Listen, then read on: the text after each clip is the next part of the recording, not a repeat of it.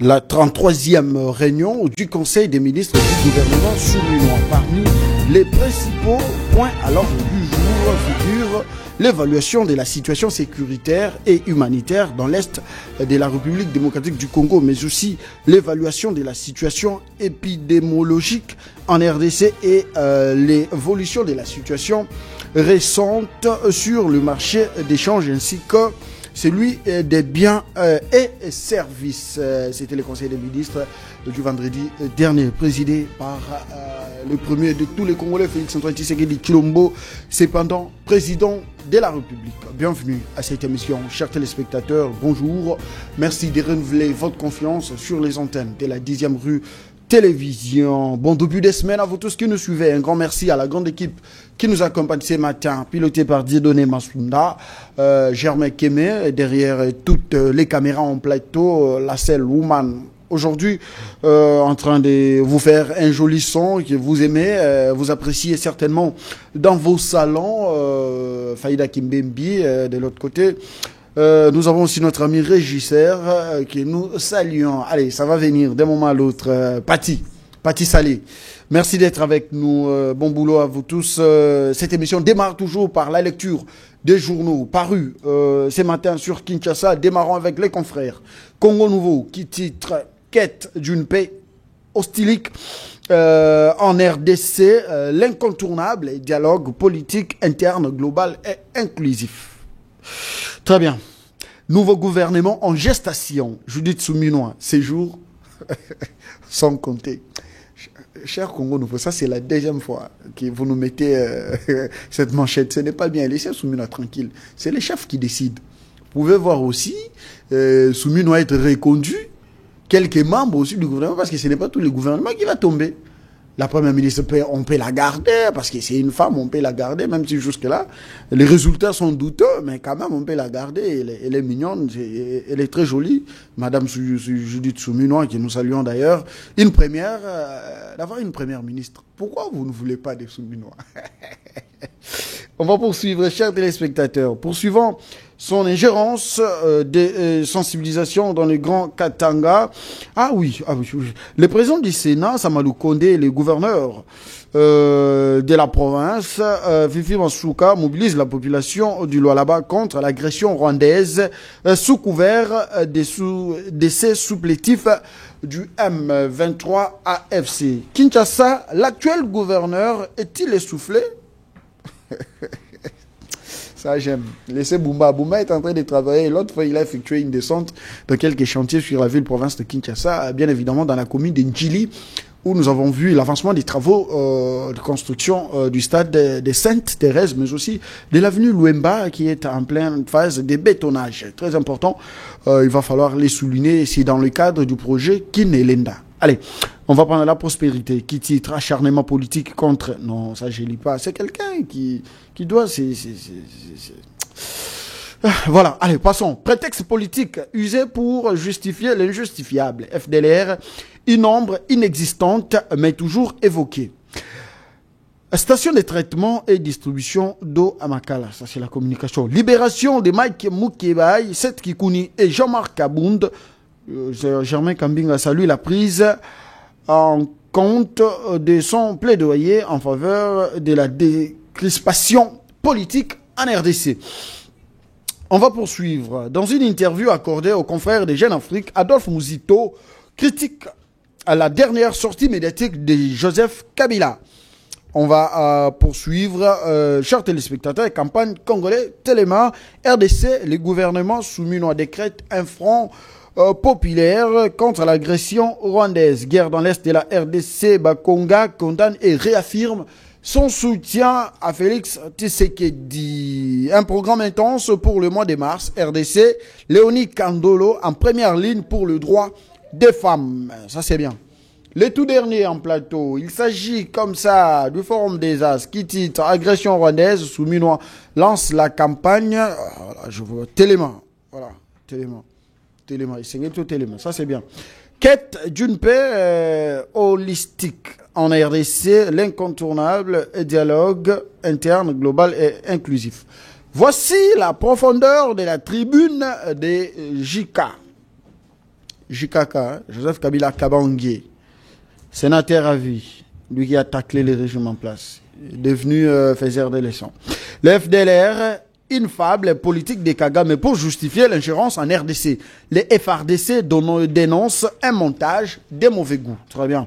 Kinshasa, Mike Kassenga livre bientôt. Ah non, ça c'est la communication. Condamnation de François Roubota et 3 ans de prison. L'avocat Raphaël Nyabirungu. C'est plutôt le droit qui est détourné. Il n'y a pas eu de détournement de fonds. Moïse Monidela, le ramadan pour la paix au monde est en RDC. Ça n'est fini pour la lecture des journaux. Chers téléspectateurs, une fois de plus, bienvenue en plateau. Jusque-là, un invité, ensemble avec lui, nous allons devoir échanger autour de la main tendue de Félix Antoine Tshisekedi Tshilombo à l'opposition congolaise, Adolphe Muzito, qui s'est déjà prononcé être partant pour ces dialogues, cette cohésion nationale voulue par les chefs de l'État, mais jusque-là, d'autres grandes figures de la classe politique, justement de l'opposition, ont rejeté. Je dis jusque-là. Ils ont rejeté cette main tendue de Félix Antoine Tshisekedi Tshilombo, comme par exemple Moïse Katumbi, Deli Sesanga, mais aussi Lévien Fayou lui partage et il est 50-50. Fayou louer 50-50, il est partant de l'autre côté. De l'autre côté, il y a aussi quelques propositions qu'il va devoir soumettre bien avant de participer à ces dialogues. Bienvenue une fois de plus en plateau. Benoît Mwamba, communicateur de l'Union Sacrée. Bonjour, bienvenue. Bonjour, monsieur Chris. Bonjour à tous ceux qui vont nous suivre à cet instant. Bonjour au chef de l'État, Félix Antoine Tshisekedi Tshilombo. C'est une première, hein? Non, moi j'ai toujours salué. Moi, à la première prise de parole, j'ai toujours salué les téléspectateurs et aussi les chefs de l'État. Je vous ai toujours reçu dans cette émission quand j'ai dit c'est la première fois, donc acceptez. Non, mais vérifiez, vous avez toutes les vidéos, vous en avez, vous verrez que... Ce n'est pas grave. On l'aime bien, c'est notre président, on les soutient, nous sommes derrière lui. Nous sommes également derrière les FARDC, même si les langages de Mouyaya ne nous plaît pas. Moi, personnellement, ça ne me plaît pas. Mouyaya nous demande, nous, la presse, d'accompagner. Nous l'accompagnons déjà. Nous accompagnons les institutions de la République à notre manière. Nous accompagnons les FARDC à notre manière. Et quand lui, il nous demande, c'est de trop. Pourquoi c'est de trop? Parce que jusqu'à présent, aucun média n'est subventionné en République démocratique du Congo, à part la télévision nationale. Je ne sais pas si en Cantimini, il y a d'autres presses qui sont subventionnées. Nous avons demandé, nous continuons à demander, nous réitérons nos demandes auprès du gouvernement de la République de subventionner la presse congolaise. Au stade actuel, nous sommes en train de traverser une période de crise. Benoît, vous allez me supporter. Nous sommes en train de traverser une période de crise, laquelle il faut réunir tout le monde. Quand vous appelez l'opposition, appelez aussi la presse. Tendez aussi votre main à la presse. La presse vous accompagne. La presse est avec vous. Regardez quand vous venez dans des manifestations. Nous courons derrière vous avec nos caméras, avec nos appareils. Nous faisons les pieds pour vous prendre de belles images. Nous mettons de notre intelligence pour vous faire des très bons papiers, des très bons commentaires. Vous appréciez, n'est-ce pas, ce que nous faisons comme travail. En retour, mettez aussi de l'argent. Nous en avons besoin pour notre fonctionnement. Nous en avons besoin, cet argent. Aujourd'hui, vous condamnez les pays agresseurs, comme quoi les poisons rwandais, tout ce qui va avec l'armée numérique. Mais mettez aussi en place une armée numérique qui va défendre le pouvoir en place. Nous, déjà, nous les faisons avec les moyens des bords. Mais cependant, nous sollicitons l'appui, une aide venant du gouvernement. Ce sont des choses qu'on ne peut pas dire à la télé, mais quand même, nous les disons parce que... ce que nous avons fait comme plaidoyer, apparemment, c'est comme si les chefs, les documents, tout ce que nous avons balancé ne lui est pas parvenu. Raison pour laquelle nous en profitons devant ces micros et devant toutes les caméras, et si possible en plateau, pour demander au chef de l'État, pour demander à Mme Soumilo de subventionner la presse. Donnez-nous les moyens. Déjà, nous faisons notre travail à notre manière. Notre invité, comme il est là, nous allons parler, nous allons soutenir, nous allons appuyer, nous allons critiquer, mais aussi proposer. Parce que nous sommes là pour critiquer et proposer également. Je ne parle pas de moi en tant que journaliste, mais mes invités. Mais nous, déjà, dans notre façon de traiter les informations, c'est déjà une façon de vous appuyer, de démarcher ensemble avec vous en retour. Et aussi ces sens-là patriotiques. Nous le faisons au nom du patriotisme, au nom de l'amour de notre pays. Regardez d'autres médias de l'opposition, ce qu'ils font comme travail. Ils critiquent le pouvoir. Ils ne font pas preuve de l'évolution de nos FRDC sur terrain. Ce matin, nous avons appris que la ville de Bukavu a été reprise, récupérée par les patriotes Ouazalendo. Une très bonne nouvelle. Déjà depuis hier, on suivait de près l'actualité. Nos FRDC se comportent vraiment positivement sur terrain. Ils ont eu à bouter très loin les ennemis. Nous les encourageons. Nous avons toujours dénoncé ici tous les traîtres au sein de l'armée. Que les services puisse faire son travail de sorte que les traîtres qui sont dans l'armée, tous les étrangers qui sont dans l'armée, ce n'est pas moi qui l'ai dit. Notre armée infiltrée, ce n'est pas moi qui l'ai dit. Vous le savez bien. Et donc, toutes ces personnes, tous les officiers qui sont dans l'armée, qui n'ont pas d'origine congolaise, ils doivent être arrêtés et puis jugés, condamnés. Ça, c'est bien. À l'heure actuelle, nous n'avons pas besoin de l'infiltration, nous n'avons pas besoin des ennemis, nous n'avons pas besoin de toutes ces personnes, nous avons besoin de vrais patriotes qui vont défendre la nation. Allez, maintenant vous avez la parole. Je souhaiterais que vous commenciez d'abord par féliciter nos FRDC qui font un boulot impeccable sur terrain. Oui, parce qu'il s'agissait aussi de Patrick Mouyaya. Quand nous nous mettons à les critiquer par rapport au travail qu'il est en train de faire, qui n'est pas bon, mais il envoie ses petits acolytes du quartier de venir nous menacer. Non, ne dites pas ça. Non, mais oui, vous avez été menacé. J'ai été menacé par les petits du tout derrière du quartier. Moi, j'habite le même quartier. Qu'est-ce que pauvre que c'est Mouyaya qui les envoie? Non, mais en me menaçant, il continue à citer Mouyaya. En quoi disant? Ils disent non, tu ne peux pas parler mal de Mouyaya, tout ça. Si, en tout cas, on n'acceptera pas. J'ai dit, mais c'est dans mes droits. J'ai droit de critiquer, de quand Mouyaya ne fait pas un bon travail, nous ne pouvons pas parler parce que c'est Mouyaya. J'ai dit non. Mouyaya ne doit pas nous intimider. S'il ne fait pas un bon travail, vous venez de parler. Mais jusque-là, il joue des présomptions d'innocence. Oui, c'est ce que j'ai dit. Vous venez de parler de l'armée numérique. Nous devons avoir une armée numérique solide. On l'a dit depuis longtemps. Pour notre pays. Nous devons nous battre pour notre pays. Mais il faut aussi les moyens. Est-ce que nous sommes écoutés d'abord? Jour pour jour, ça fait 6 ans, nous sommes dans les médias avec nos propres moyens. Et quand on en parle, non, vous ne pouvez pas parler. Vous ne pouvez pas parler. Non, nous soutenons les régimes. Nous soutenons les chefs de l'État. Les institutions. Nous irons avec lui jusqu'à la fin. Nous n'allons pas nous fatiguer. Nous allons les soutenir. On doit soutenir notre pays. On doit soutenir nos FRDC. Au contraire, c'est cette classe politique aujourd'hui qui trompe les chefs de l'État.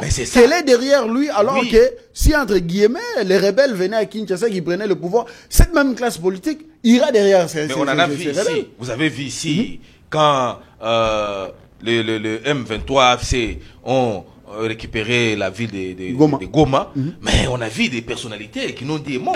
On a vu même les responsables dans les présidiums, personne n'a parlé. Mais si c'était les postes, si c'était pour le pouvoir, mais tout le monde allait faire des déclarations. Après la réunion de l'Union sacrée, c'est comme si tout le monde s'est mis au travail. J'ai vu Sama qui est descendu chez lui. Non, Sama est descendu chez lui. Ils ont suivi l'appréciation du chef de l'État. Ils ont apprécié quand même. Est-ce que c'est normal? Quelques-uns qui ont fait un bon, qui ont pris des risques.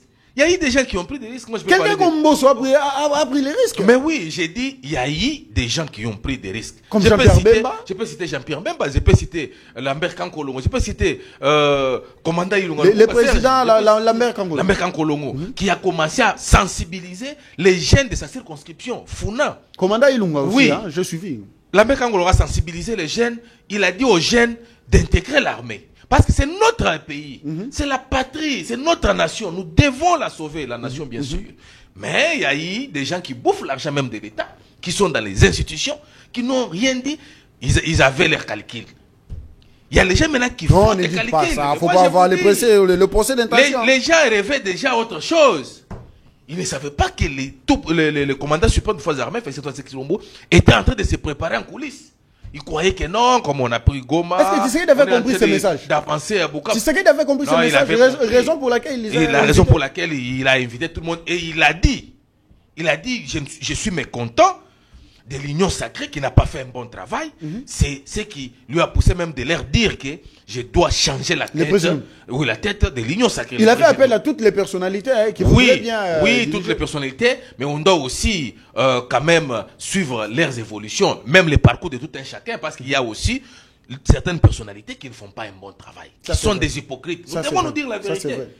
Pendant la journée, ils sont avec nous, mais la nuit, ils font autre chose. Ils parlent avec l'ennemi. Mais oui, le chef de l'État l'a dit, il est mécontent et il a dit qu'il doit changer les choses. Il a même dit que nous allons mettre en place un gouvernement d'union nationale. Et je dirais au chef de l'État que cette fois-ci, on ne doit pas tenir compte de leur poids politique.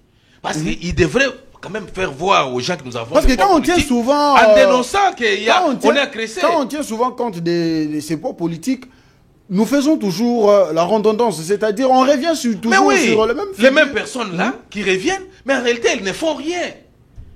Il était au ministère de la Défense, par exemple. Demain, on lui donne le ministère de l'Agriculture. Mais en réalité, il faut d'abord qu'on évalue là où il était. Qu'est-ce qu'il a fait? Est-ce qu'il y a eu progrès? Maintenant, quand on lui donne un autre ministère, est-ce qu'il sera mesure? C'est ce que nous voulons. C'est pourquoi moi, j'ai demandé au chef de l'État. Je l'ai même interpellé pour lui dire, cette fois-ci, nous avons besoin de nouvelles figures, mais nous devons étudier toute la jeunesse. Surtout la jeunesse. Il y a une jeunesse intelligente dans notre pays, mon frère. On est en train de parler ici du ministère de la Communication. Si on vous donne cette communication-là, ces ministères-là, vous pouvez bien travailler. Pourquoi pas les jeunes qui montent en puissance? Nous avons des jeunes très intelligents qui montent en puissance, qui se battent du jour au jour dans les médias. Ils parlent de leur pays. Ils connaissent l'histoire de leur pays. Pourquoi on ne peut pas leur donner la chance? Mains propres, hein? Oui, ils n'ont pas détourné l'argent de la République. Nous avons aussi certaines personnalités qui font un bon travail. Ce n'est pas seulement la jeunesse, mais nous disons ceci. Cette fois-ci, les chefs d'État doivent prendre la décision seuls, pas associer les gens parce qu'ils ont les poids politiques. Voilà, il a autant de députés. Attendez, je me relance. Tous ces députés-là, c'était le moment de nous faire voir que non, est-ce que le chef devrait interpeller sa classe politique pour que ces derniers prennent conscience qu'ils ne font rien? Ils ont prouvé au chef de l'État que nous ne sommes là que pour ce que nous gagnons auprès de vous. Mais oui. Mais au jour du malheur, nous allons changer de camp. Mais nous, la presse, dans toute transparence, nous accompagnons le président de la République.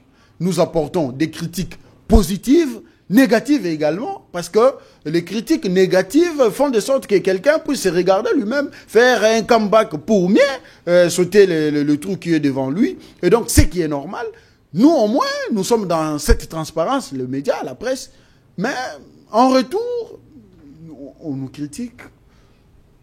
On nous qualifie de tout mot par ces mêmes politiciens que nous avons fait, certains des petits rois. Nous sommes parce que nous sommes appelés les faiseurs de rois. Et aujourd'hui, voilà ce qu'on nous donne. Non, mon frère Chris, vous savez, la presse, c'est un quatrième pouvoir. Vous faites un bon travail. Vous venez de le dire ici qu'avec les petits moyens que vous avez, vos efforts propres, nous soutenons vos efforts propres. Oh, en réalité, on devrait quand même vous soutenir. Si par exemple, par mois, on disponibilisait 500 000 $ pour le média congolais, je parle de tous les médias, sauf la RTNC, parce qu'elle est payée déjà par l'État congolais. Si on disponibilisait 500 000 $, un petit 500 000 $ pour le média. Moi, je pense que je vous demande de continuer votre travail. Vous faites ce travail pour l'amour de votre patrie. Mais le chef de l'État l'avait déjà dit, je ne sais pas si c'est l'oubli, il avait dit que une fois au pouvoir, nous allons vraiment faire attention à la presse. Attendez, je suis étonné que on va faire un comeback parce qu'il s'agit de la presse. On va faire un comeback. Moi, je me rappelle. Je sais qu'il connaît. Le chef de l'État peut prendre le temps. Son silence peut prendre le temps que ça peut prendre. Je sais qu'il finira par même pas réagir parce que vous avez même vu qu'on est en train d'enregistrer, quand même d'identifier les communicateurs. Parce que la cellule de la communication du chef de l'État a compris que maintenant tout le monde doit participer. Je dois aussi partir pour... Non, vous, la presse, non, la presse, on aura besoin de vous. On aura aussi besoin de vous. Très bien. On aura besoin de vous. Très bien. Vous ne pouvez pas manquer. Quand on s'intéresse aux communicateurs, également, on doit aussi s'intéresser aux journalistes. Parce que nous travaillons en symbiose avec vous. Si vous ne nous invitez pas, nous viendrons parler où? Vraiment. C'est-à-dire, on aura besoin de vous. On a également. Mais je me rappelle à l'époque, en 2016, quand on accompagnait les partis UDPS au dialogue de la CENCO, en 2016, les chefs de l'État que j'ai interviewés à l'époque, parce que moi j'étais accrédité pour le compte de l'UDPS à ces assises, ils nous disaient toujours, ce que vous faites la presse, vous faites un bon travail, vous nous accompagnez. Le jour où nous serons aux affaires, nous allons vraiment tenir compte de ce que vous avez fait comme travail, on va vous subventionner et tout ce qui va avec. Tu sais qu'est nécessaire de les dire, Olengankoy et tant d'autres personnalités à l'époque dans l'opposition, ils disaient toujours, la presse, vous nous accompagnez, ainsi de suite. À l'époque, on ne donnait rien, hein. Il n'y avait pas de coupage, il n'y avait rien. On les faisait aussi pour ce sens patriotique, hein. Ce sens patriotique, parce qu'on ne voulait plus de ces régimes, du régime passé, des Kabila. Et donc aujourd'hui, vous êtes aux affaires, personne n'en parle plus. Non, mais je viens tout à l'heure de vous dire que le silence peut prendre le temps que ça peut prendre. Mais le chef d'État finira par comprendre que vous êtes important. Et il aura nous avons aussi besoin de l'argent de la République. Les communicateurs, on a pleuré, nous sommes passés dans les nous, on ne pleure pas, hein. Nous, on ne pleure pas. On réclame notre droit. Parce qu'on s'inquiétait du fait qu'on a les soucis, on a l'envie de servir la nation. Mais on est bloqué par les moyens, on n'a pas les moyens. Mais Dieu merci, le chef d'État a écouté, il a dit à sa cellule de communication d'organiser quand même l'armée numérique, d'organiser la communication du régime pour que nous puissions. Mais cette armée numérique est coûteuse, hein. Écouteuse, hein. Voyez-vous le gouvernement mettre les moyens ou soit non, on mettra les moyens. Non, le pays a beaucoup de moyens, mon frère. Si vous allez dans tous ces ministères. Mais quand il s'agit de nous donner, nous, ces moyens, on nous dit que le pays n'a pas d'argent. Mais quand il s'agit d'eux-mêmes, là, l'argent sort. On en a parlé ici, les chefs de l'État aussi en avaient parlé. On a dit qu'on réduise les trains de vie des institutions, qu'on abolisse aussi certaines institutions qui ne font rien. Entre autres, moi, j'ai toujours cité les conseils économiques et sociaux. Ce sont des institutions qui bouffent l'argent inutilement. Comment Olenganko, jusqu'au jour d'aujourd'hui, on peut continuer à lui donner l'argent pendant qu'il ne fait rien? Comment Kiwakana Jean-Pierre du Conseil économique et social, on doit continuer à lui donner l'argent pendant qu'il ne fait rien? On lui a donné l'argent pendant 10 ans, il n'a rien fait. Aucun avis, si ce n'est que 6 ou 7, dans 10 ans, mon frère.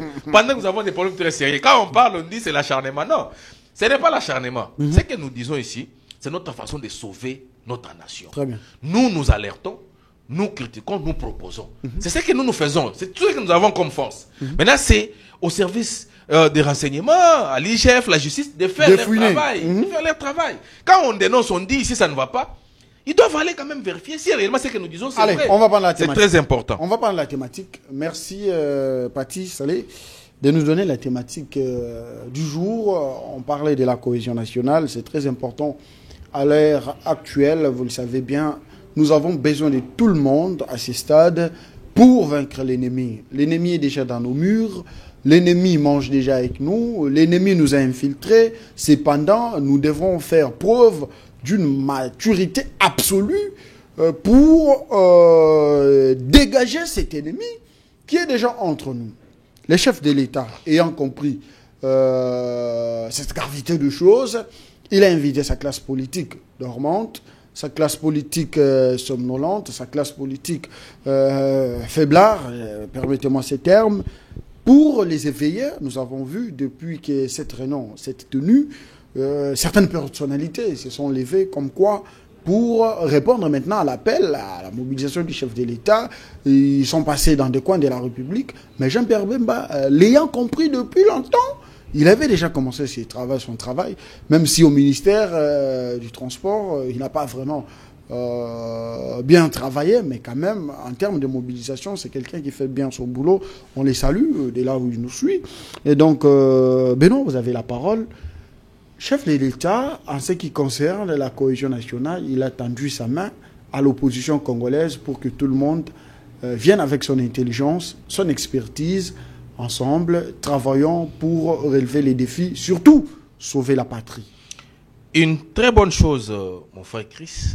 Moi, j'avais vraiment apprécié la décision du commandant suprême, Félix Antoine Tshisekedi Tshilombo, chef de l'État, de penser à un gouvernement d'union nationale. Le chef de l'État veut mettre tous les Congolais ensemble. Quand bien même, on est en train de se battre pour l'union nationale, mais quand je vous parle ici, les agents et fonctionnaires du ministère des Affaires foncières sont en grève. Ne dites pas ça. Ils ont commencé la grève aujourd'hui. Pourquoi? Parce que il y a Madame la ministre Akasia Bandoubola qui a pris une décision le 20 février dernier. Laquelle? Qui a pris une décision interdisant D'abord, elle a déjà signé l'arrêté interdisant aux particuliers, à tous les Congolais dans l'ensemble, à travers la République, de ne pas morceler leurs parcelles si leurs parcelles ne peuvent pas sortir 30 mètres carrés ou soit 15 sur 20. C'est-à-dire, si vous voulez morceler votre parcelle, vous devez vous rassurer que la partie que vous allez couper doit avoir au moins 300 mètres carrés ou 15 sur 20 mètres. Et celle qui va vous appartenir doit aussi avoir 300 mètres carrés ou plus. Mais je vous dis, mon frère, ça c'est quelle décision? D'abord, les agents et fonctionnaires de ces ministères-là sont mécontents parce qu'il y a des gens aujourd'hui, allez à Bandal, allez à Lingwala, allez ici à Kalamou, vous trouverez qu'il y a des gens qui ont des parcelles qui n'atteignent même pas 300 mètres carrés. Mais si aujourd'hui ils ont des problèmes, leurs enfants sont chassés à l'école, ceux qui sont à l'université vont pas payer les frais de la parcelle. Mais s'ils décident, non mais quand vous vendez toute la parcelle, il y a ceux qui décident, non, je peux morceler ma parcelle, vendre une partie, la partie. Bon, moi je trouve cet arrêté normal. Non, j'ai dit ceci. En dehors de ça, je me dis ceci. Je vous dis ceci. En dehors de ça, les particuliers aussi sont mécontents. Je vous dis, moi j'ai rencontré les particuliers. Les samedis, ils m'ont dit, nous sommes mécontents. Mais en dehors de ça, il y a encore des griefs à sa charge. On parle à madame Akassia Bandoubola, qui a aussi privé les agents et fonctionnaires leurs primes. Je vous dis, jusqu'au jour d'aujourd'hui, ils ne touchent pas leurs primes. C'est faux. Quand je vous parle ici, il a même pris les membres de sa fondation, Akassia Bandoubola, il les a insérés dans l'administration du ministère des Affaires foncières. Mais moi, ce que je vous dis ici, j'ai vérifié, j'ai les documents. Ça, c'est faites-moi voir ça. Ça, d'abord, c'est l'arrêté qu'on est en train de condamner.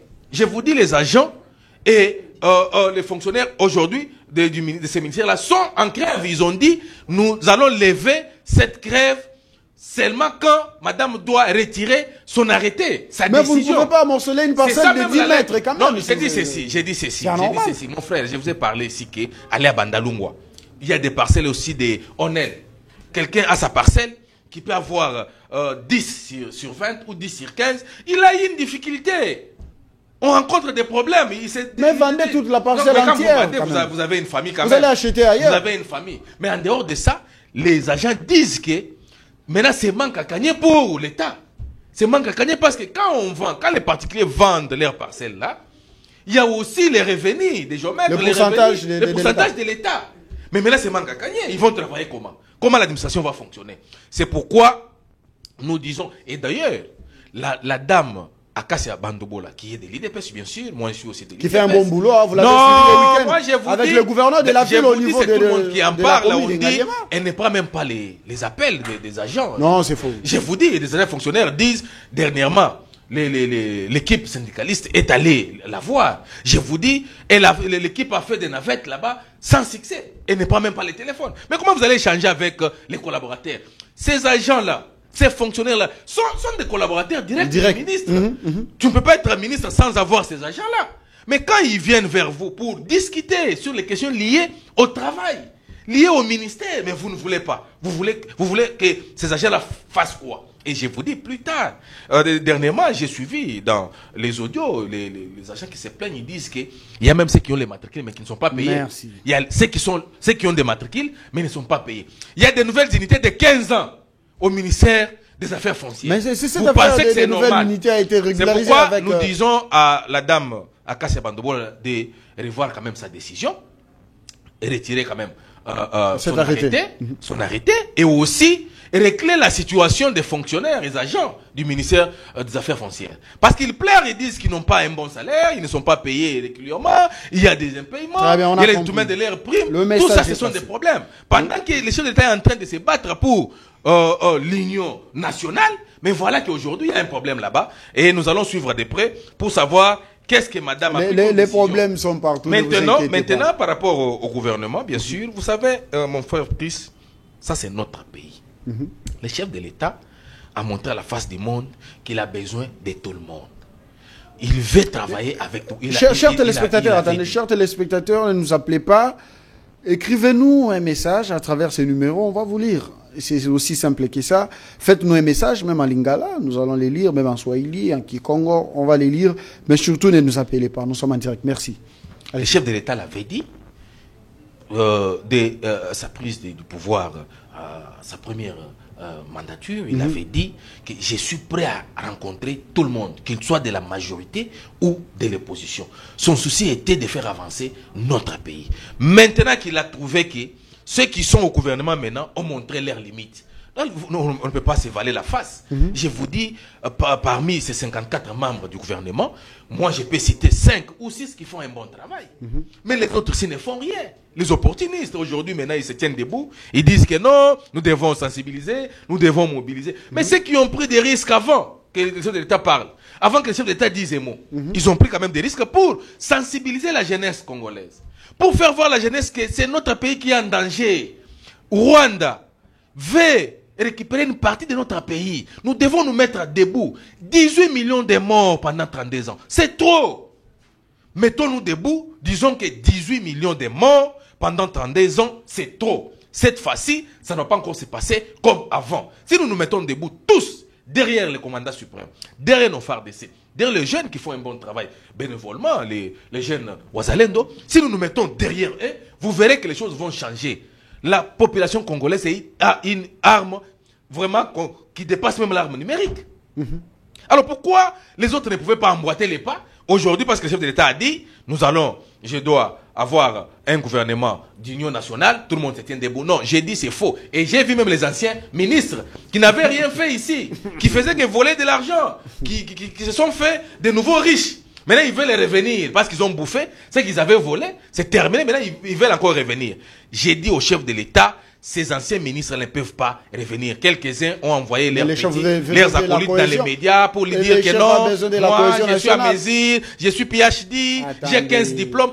On a été toujours dirigé par ces gens-là qui ont de 15 diplômes, les PhD, les doctorants. Mais on a vu leurs limites, ils ne font rien. Cette fois-ci, nous avons aussi besoin de la jeunesse ici, qui est en train de souffrir, mais qui a l'envie de sauver la patrie, qui a l'envie de sauver la nation. Cette fois-ci, nous voulons aussi voir des jeunes de 20 ans, de 30 ans, qui ont leur licence, qui ont leur graduat, qui ont fait leur master, d'avoir aussi géré la chose publique. C'est une très très bonne chose. Et c'est que ces vieux ici, ils nous parlent de poids politique, mais en réalité, ils ne font rien. Moi, je pense que cette fois-ci, nous n'allons pas laisser même une minute à tous ces pilleurs, tous ces détourneurs ici. Parce que nous sommes restés avec 3 ans et demi. Et donc quand même le chef de l'État. Nous voulons la cohésion nationale. Mais c'est ça la cohésion nationale. Pourquoi avez-vous ce discours d'exclure les autres? Non, c'est ça. Non, c'est ça la cohésion nationale.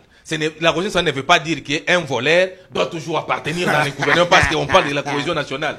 La cohésion nationale ne veut pas dire qu'un incompétent doit toujours être là. Qui est voleur, parce qui est qu'on parle de la... Non, mais je vous dis, vous savez, vous êtes journaliste d'investigation. Combien de procès ici pour les détourner? Aujourd'hui, l'affaire forage lampadaire, on a même condamné l'un d'eux. Et vous pensez que c'est 30 millions, c'est 40 millions qu'on est en train de détourner là. Si on prend 1 kilomètre de route, c'est 1 million de dollars. Mais quand quelqu'un détourne 300 millions, 30 millions, 40 millions, c'est combien de kilomètres de route? Aujourd'hui, on parle du social. Le panier ménager pose problème.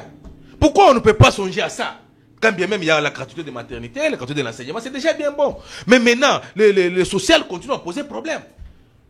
Il faut quand même prendre cet argent-là. J'ai parlé des institutions ici qui ne font rien. Cet argent-là va où? Mettre ça dans le social du peuple congolais. C'est pourquoi moi, je soutiens le chef de l'État, mais je lui dis aussi que ce gouvernement ait au moins, ce gouvernement-là, voulais-je dire, ait au moins 30 membres. Oui, que ce gouvernement-là ait au moins 30 membres. On doit réduire le nombre de ministères. Parce qu'on a besoin d'argent, mon frère. L'armée a besoin d'argent. En dehors de 1,8 milliard qu'on a mis à l'exposition de la défense, on doit encore donner quelque chose parce que nous devons recruter. Nous devons armer notre armée. Attendez. C'est très important, mon frère. Attendez. On va prendre ces communiqués de nos FARDC, communiqué de presse numéro 007 bar au 1er mars 2025. Nous avons assisté ce samedi 1er mars 2025 à un matraquage médiatique mis en scène par les terroristes AFC M23 et leur maître à penser rwandais au rapatriement dans leur pays d'origine, le Rwanda, des 14 présumés FDLR prétendument capturés à Goma. Pour les forces armées de la République démocratique du Congo, cette action est un montage de mauvais goût orchestré dans le but de discréditer notre armée et les forces de la SADC. Ceci rentre également dans la stratégie, allais-je dire, rwandaise destinée à justifier l'invasion d'une partie du territoire de la RDC. Ce montage est tellement grossier que parmi les soi-disant FDLR supposés capturés en RDC se trouve Patrick Chimoué, déjà présenté le 22 janvier 2025 par le média rwandais à Kigali. Curieusement, son nom se retrouve par miracle sur la liste des prétendus combattants FDLR rapatriés au Rwanda ce samedi au numéro des séries 6. Les autorités rwandaises qui se sont spécialisées dans l'art du mensonge et de la manipulation ont pris des anciens FDLR détenus dans la prison centrale des Gitarama au Rwanda et les ont habillés en tenue militaire neuve des FARD récupérés dans les dépôts pour les faire passer comme les combattants FDLR capturés à Goma. En plus, selon les sources dignes et crédibles, les fameux FDLR, les fameux généraux FDLR Galouerere figurent sur la même liste et depuis longtemps au service de Paul Kagame. C'est sur instruction de ces derniers que Galouerere, un nom difficile, a massacré des milliers de Congolais, tout en sachant que la communauté internationale est saturée des mensonges et du poison rwandais. Les autorités rwandaises continuent toujours de mentir. En outre, les forces armées de la République démocratique du Congo saisissent cette occasion pour dénoncer l'exécution sommaire par l'armée rwandaise des militaires malades et blessés de guerre trouvés dans l'hôpital des camps Katindo à Goma. Cet acte est constitutif des crimes de guerre et des crimes contre l'humanité et des infractions imprescriptibles, voilà, qui ne resteront jamais impunis. Fait Kinshasa, porte-parole des FARDC, Kenge Bomoussa Sylvain, général-major, 1er mars 2025. Très important, cette précision détaillée. On le disait tantôt, nous sommes là par les sens patriotiques, soutenir nos FARDC, nous sommes derrière vous, nous vous accompagnons, continuez toujours à protéger l'intégrité territoriale de la République démocratique du Congo. Nous revenons à la thématique, vous avez la parole, cher Benoît. Oui, j'étais en train de dire que j'ai eu les informations ce matin que nos FARDC, accompagnés de nos jeunes Wazalendo, ont récupéré à 80% la ville de Bukavu. C'est une très bonne chose. Coup de chapeau à notre armée. Et nous sommes toujours derrière elle. Nous sommes convaincus que nous allons récupérer toutes les localités qui sont dans les mains des M23 AFC. C'est déjà une très bonne chose. Faisons, chacun de nous doit faire ce qu'il peut faire à son niveau pour soutenir nos FARDC. C'est très important. On ne veut pas ceux qui parlent en coulisses, mais en réalité, ils font autre chose. Non, si vous avez les moyens, donnez. Si vous avez les idées, des propositions, donnez. C'est ce que nous voulons, c'est très important. La main tendue de Tshisekedi rejetée par certains caciques de l'opposition. Nous citons Délice Sanga, Moïse Katumbi, Fayulu qui partage les 50-50. Voyez-vous cette opposition répondre à l'appel du chef de l'État? Bon, vous savez, heureusement que vous avez dit que c'est une partie de l'opposition. Ce n'est pas toute l'opposition dans l'ensemble. Parce que moi, avant-hier, dans un plateau de télévision, j'étais en face de deux cadres. L'un de Martin, en fait, de Augustin Matata Pogno, et l'autre de Mouzito.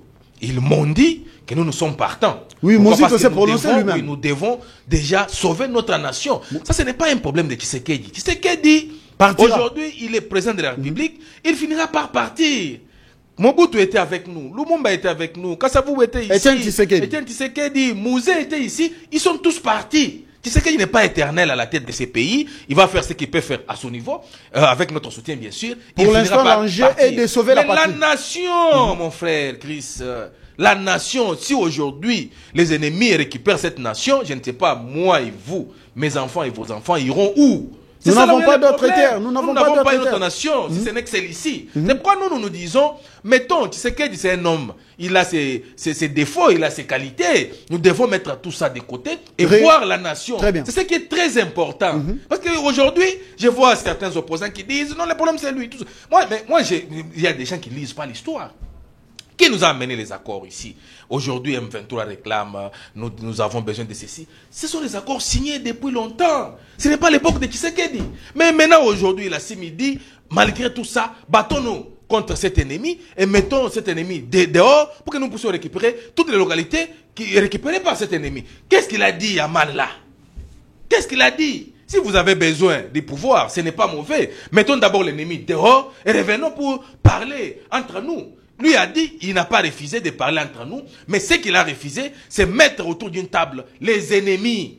Les ennemis aujourd'hui, soi-disant M23, FDLR, qui tuent nos frères et sœurs à l'est de la République, mais ils veulent venir avec nous autour d'une table pour dire, négocions, moi j'ai besoin de ceci, Nanga va amener son cahier de charges pour dire, celui-ci est colonel, celui-ci est général, celui-ci est major, ils doivent intégrer l'armée. Pendant que la plupart de ces soldats-là qui l'accompagnent, on connaît bien que ce sont les Ougandais, ce sont les Rwandais. C'est-à-dire, ils veulent qu'on revienne encore au mixage et brassage.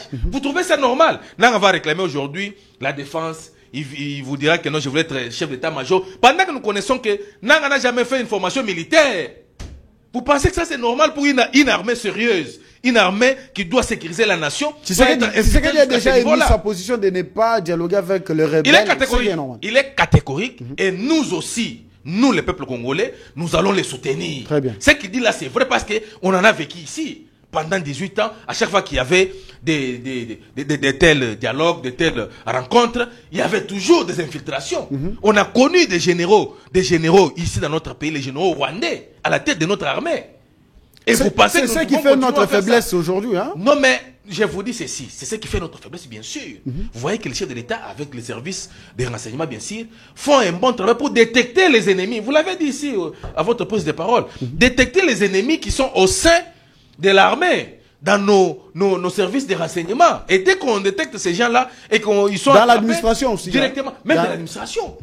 Même dans beaucoup de portefeuilles ici, vous trouverez, il y a des infiltrés là-bas. Tout ça, c'est les entrailles de Kabila. Kabila aujourd'hui qui se fait d'un faiseur de leçons. Il n'est pas donneur de leçons.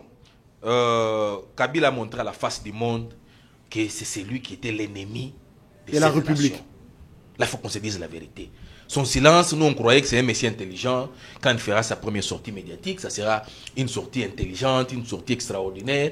Mais on a compris que son silence justifiait son ignorance. Il n'a nullement condamné les atrocités. Non, mais il doit condamner parce la que prise de Goma et Bukavu. Comment quelqu'un peut condamner sa propre famille? AFC, le chef de l'État l'avait déjà dit. Le numéro 1, le premier Congolais, les mieux informés, l'avait déjà dit. Personne l'aurait cru. Beaucoup les critiquaient ici. Oh non, il était convalescent. Peut-être qu'il a parlé ça sous. Non, mais aujourd'hui, c'est tout le monde qui lui donne raison. Quand il a dit AFC, c'est Kabila. Si vous allez dans cette rébellion-là, vous trouvez que la plupart sont les membres du PPRD. Et même ceux qui sont ici doivent être contrôlés. C'est très important. J'ai un ami du PPRD qui a dit que ce n'est pas tout le monde, mais quelques-uns doivent être contrôlés. J'ai un ami qui est du PPRD qui a dit son autorité morale a raté sa sortie. Parce que Kabila nullement n'a condamné ce qui se passe dans la partie orientale, mais aussi Kabila qui va au-delà pour congoliser les M23. Alors, quand il était au pouvoir, il accusait les M23 d'être rwandais. D'un groupe terroriste rwandais. Aujourd'hui, il est congoliste. Il est congoliste. Et où il place les AFC alors? En tout cas, nous devons féliciter le chef de l'État. Il a fait un bon travail. Mon frère, vous pouvez être d'accord avec lui ou pas, mais sachez qu'il s'est battu pour sa nation. C'est celui qui nous a montré. Il fallait que ça soit comme ça pour qu'on sache qui est congolais et qui n'est pas congolais, qui est avec nous et qui n'est pas avec nous. Maintenant, nous connaissons même les opposants. Si vous suivez bien une grande partie du discours de Fayoulou, même une grande partie du discours Fayoulou a condamné ce qui s'est passé. Il a montré aussi également condamné. Tout le monde condamne. C'est ça a condamné. C'est inacceptable de voir un Congolais faire un discours et ne pas condamner ce qui se passe dans l'Est de la République. Ce pays a tout donné à Joseph Kabila. Presque tout. Et aujourd'hui, il est venu même vite. Regardez sa prise de position. Même pas un sachet. Non, ça c'est trop fort. Mais je vous dis même pas un sachet, même pas un téléphone. Je vous Non, ça c'est trop fort. Il est venu avec des bottes à ramasser, je ne sais où. Mais il était officier au sein des aujourd'hui, une grande partie de notre économie est dans ses mains. Une grande partie. Si vous allez dans beaucoup de supermarchés, c'est Kabila. Et aujourd'hui, allez, cohésion nationale. Un donneur de leçons au chef de l'État. Cohésion nationale. Cohésion nationale. Moi, je demande à tout le monde. Vous n'avez pas toujours répondu à ma question. Voyez-vous cette opposition dans l'ensemble répondre? Mais j'étais en train de parce répondre. qu'ici, cette opposition qui est ciblée, c'est Katumbi et Fayoulou. Les deux là, c'est. Non, Jean-Marc Kabound aussi. Jusqu'à là, Fayoulou n'a pas encore dit un mot, n'a pas encore donné sa position sur son appartenance ou pas dans le gouvernement national qui sera mis en place dans les jours. Il va déléguer. Parce qu'il y a déjà un monsieur intelligent, un grand professeur d'université. Il a été directeur du cabinet adjoint du chef de l'État, directeur du cabinet intérimaire, il a été ministre. Vous parlez de Béran. Aujourd'hui, il est conseiller en matière de sécurité du chef de l'État, le professeur Béran, qui n'est pas le moindre, c'est un grand professeur d'université, parce que j'ai suivi les autres en train de les critiquer. Il est chargé à consulter la classe politique. Oui, il n'a pas les poids des caméras. Non, mais j'ai dit il est professeur ordinaire. Caméra est professeur associé. Il y a déjà une différence. Il a été ministre. Dans quelle université? Dans quelle université? À l'Enikin. Demandez à l'Enikin. C'est un grand professeur connu. Pour ceux qui ont fini à l'Enikin, ceux qui continuent à être à l'Enikin savent que Béran est en train de donner jusqu'aujourd'hui à l'Enikin. C'est un professeur. En tant que PO. Son intelligence n'est pas. Il est professeur ordinaire. Depuis longtemps. Son intelligence n'est pas doutée. Et Caméra associé. Alors, mais quand aujourd'hui il est cité. Vous avez un problème avec Caméra? Non, laissez Vital tranquille. Moi, je n'ai pas un problème avec Caméra. Je n'ai pas un problème avec Caméra. C'est quelqu'un aussi intelligent. Mais parce que les gens comparent un professeur ordinaire avec un professeur associé. On comprend. Non, on ne peut pas comparer. On ne peut pas comparer un PO et voilà. un licencié. Même si le D6 parle mieux, il réfléchit mieux que le licencié. Le licencié là reste licencié. Les gradués restent gradués. C'est clair et net. Allez, répondez à la question. Ordinaire, c'est le professeur associé. Répondez à la question. Vous allez comprendre que Béran sera à la hauteur. Oui, moi je sais qu'il sera à la hauteur. Il aura la capacité, il a d'ailleurs la capacité de convaincre. Il va convaincre la classe politique de l'opposition, tout comme de la majorité. Et il doit étudier tout un chacun. C'est quelqu'un qui a la facilité d'étudier tout un chacun et savoir qui peut appartenir dans cette composition ou dans ce gouvernement qui sera mis en place bientôt. Alors moi je pense que c'est une très bonne chose. Ceux qui sont déjà partants. Est-ce qu'il ira voir Moïse Katumbi? Non mais il est là. Non, lui n'ira pas voir les gens. Il va convoquer tous ces gens-là. C'est comme l'informateur, oui. Il va envoyer les invitations à tout le monde. C'est à vous maintenant de décider. Il va aussi rien perdre s'il allait voir Katumbi. Nous sommes dans la démocratie. Si Katumbi trouve qu'il est partant, il veut aussi s'associer à nous et faire quelque chose pour que nous puissions sauver notre nation, il sera bien réussi. Mais s'il pense que dans ses droits, en tant que Congolais, il pense que lui n'a pas à donner comme contribution, il peut rester. Mais on n'exclut personne. Dans ces consultations, il faut aller au-delà, voir les gens comme Joseph Mukungubile, voir des gens comme Gédéon Kyungu, voir toutes ces personnalités à l'heure actuelle. Il faut voir tout le monde, ceux qui connaissent aussi l'histoire de ces pays. Ils doivent quand même venir nous expliquer qu'est-ce qui se passe. Il faut voir tous les peuples congolais, toutes les personnalités doivent être consultées. Les Kamounan Sabou qui continuent à réclamer aussi jusqu'à ce jour. Toutes les classes politiques doivent être consultées. Toutes les personnalités doivent être consultées. Béran, les journalistes aussi. Non mais oui. Mais je vous ai dit tout à l'heure que vous êtes quatrième pouvoir. Vous avez un travail que vous devez faire et vous avez une importance capitale dans ces pays. Votre contribution va faire en sorte que nous puissions aussi faire avancer notre pays. Encore aussi les communicateurs. Parce que vous continuez toujours à parler de vous, vous oubliez les communicateurs. Non, moi je prends ma part. Nous aussi, nous avons aussi notre part de responsabilité. Si on nous consulte aussi, ça sera Nous avons assisté à l'écriture de l'histoire de ces pays et donc nous associer dans de telles rencontres, ça sera aussi très intéressant de voir que la presse va apporter une... Moi je pense qu'on doit aussi vous identifier parce qu'il y a aussi certains de vos confrères qui ne sont pas avec nous, vous le savez, ils ne sont pas avec nous, qui travaillent pour l'ennemi. Alors nous devons aussi identifier tous les journalistes, toutes les presses pour savoir qui est avec nous et qui n'est pas avec nous. C'est aussi important, comme on le fait avec les communicateurs. À l'heure actuelle, qu'attendez-vous de cette union sacrée à présent par rapport à ce qui doit être fait? Non, pour moi, le chef de l'État doit bannir cette histoire-là. L'Union sacrée a montré ses limites. Pour moi, si ça dépendait que il n'aura plus une plateforme. Si moi j'étais son conseil, j'allais lui dire non. On doit mettre de côté cette histoire de l'Union sacrée. Comme vous voulez qu'on fasse un gouvernement d'union nationale, faisons ça. Mais ceux qui seront avec nous doivent travailler. Alors comment identifier sa majorité? On doit connaître. Comment identifier sa majorité? On peut chercher une organisation qui pourra nous aider parce que l'Union sacrée a montré ses limites. Et j'ai suivi même quelques-uns qui ont commencé déjà à chanter midi soir pour dire que non, je suis déjà dans le présidium. Il a même appelé ses frères et sœurs du Haut-Katanga partout là. Il dit non, je suis déjà dans le présidium, mais bientôt là je serai ministre. Pendant que nous connaissons que ces messieurs-là étaient ministres ici, ils n'avaient rien fait et il veut revenir pour s'attraper ou pour avoir que la santé financière.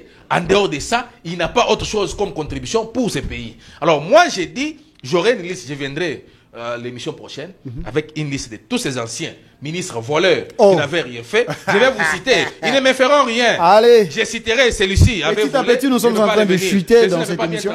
Il ne va pas revenir. J'ai parlé ici de l'affaire foncière. Mon frère, mais j'aurais suivi que dans toutes les divisions urbaines, vous revenez oui, de la ville de Kinshasa, il y a 3 ou 4 NU de la fondation de Madame Akassia.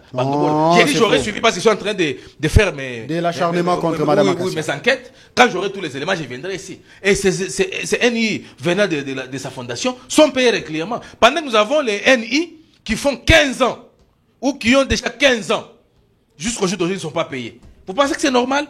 Et nous allons applaudir pour de tels gestes. J'ai dit non, nous devons faire les choses bien pour que nous puissions aider les chefs de l'État. C'est très, très important. Les derniers mots, nous sommes arrivés. Les derniers mots, je salue l'homme qui a toujours donné des pistes de solutions dans certains secteurs, commandant Ilunga Lukunga Serge. Commandant Ilunga, on les salue. Aujourd'hui, il est à Kinshasa. Je pense qu'il est à Kinshasa. C'est un pilote de ligne, un expert en transport et voies aériennes. Il est chercheur en agriculture, en tourisme. Très bien. Alors, c'est quelqu'un qui doit aussi quand même être consulté. Si aujourd'hui le professeur Eberhard le consulte aussi, il aura beaucoup d'éléments. Il aura beaucoup de pistes de solutions dans certains secteurs. Ça pourra aussi même l'aider. C'est quelqu'un qui a beaucoup de choses à dire. En ce qui concerne le développement de la qui a fait le tour de notre pays. Il connaît toutes les provinces. Il fait toutes les provinces dans une semaine. Il connaît, il a des réalités. Il a beaucoup à dire au gouvernement. Nous demandons aux décideurs ne serait-ce que l'écouter tout simplement, c'est très important. Je salue aussi le président Lambert Kankoloro. Il est président de la fondation qui porte son nom. Il est aussi en train de mobiliser dans sa circonscription. Il avait d'abord lui pris des risques avant que tous ces gens ici font des bruits, ceux qui font des bruits ici. Il a sensibilisé, il a mobilisé la jeunesse de Lukunga et aussi la jeunesse de toutes les provinces pour dire à cette jeunesse-là d'intégrer l'armée.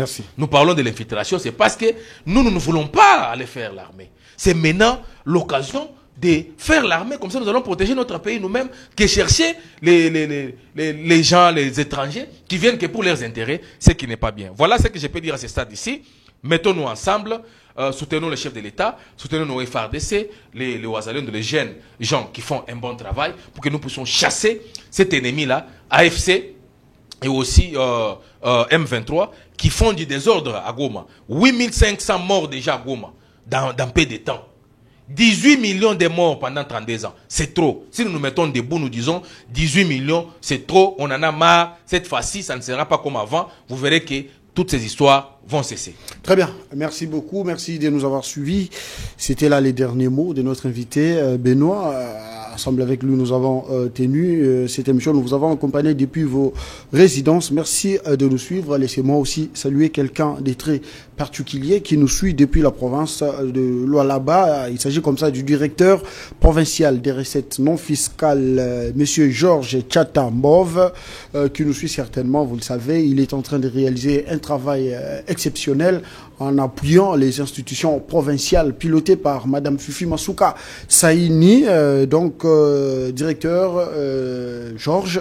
Nous vous saluons et passez des très bons moments en compagnie de la 10e rue Télévision. Merci aux héros dans l'ombre qui nous ont accompagnés ce matin, Germain Kembe, Faïda Kimbembi, Pati Salé. Je n'oublie pas notre directeur technique, Pepe Lichouka. Merci à toute la grande équipe d'Edone Masunda. Merci de nous avoir suivis, vous, chers téléspectateurs. Mais désormais, ne nous appelez pas quand on est en direct. Faites-nous un message. Peu importe la langue, les 4 langues nationales, on va les lire en direct pour vous satisfaire. On se retrouve demain pour un autre numéro et d'autres invités. Aslapita.